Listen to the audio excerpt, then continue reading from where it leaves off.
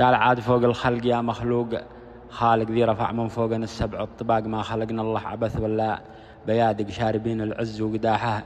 دهاق من يجيب المكر والتدنيس نافق، والمصيبة تكشف ذياله النفاق. من تقدم حط للثاني عوايق، وكل عايق يخلق الله ألف ساق. كل خطوة صادقة تصنع فوارق، وكل خطوة كاذبة تصنع مشاك. كل ما حفرت بالدرب الخنادق طحت فيها انت ودلالة النياق. كل باطل في طريق الحق زاهق، وكل زاهق كان متجبر وعاق. كل ظالم كل متكبر وناهق، يعرف الله يوم حمله ما يطاق. من تغدى المكر يتعشى المحارق، ومن حرق مظلوم تاليه احتراق. من شرب من يدهم ومساء يشاهق، باي يذوقهم قضاء من حيث ذاق.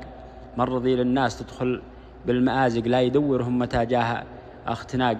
من يكيد الغيظ تجفاه النمارق، ومن يريق الدم دمه با يراق.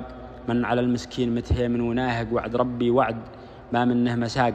الغضب با يلحقه مثل البوارق، والمظالم رعد لجاب الضياق. الحقيقة ما تغيظ إلا منافق، والصراحة ما يدانيها النفاق. من يضايق منها خله يضايق، ما عملنا شي على الصبر اتفاق. لو تنادت من معالقها البنادق، وافتلك كبد السماء والدم راق. واجتمع فيها المحنك والمنافق، تألية يا من تضايق للضياق. أنت ثق فيهم وانا بالله واثق، حبله الواثق وعرواته وثاق. وسلامتكم.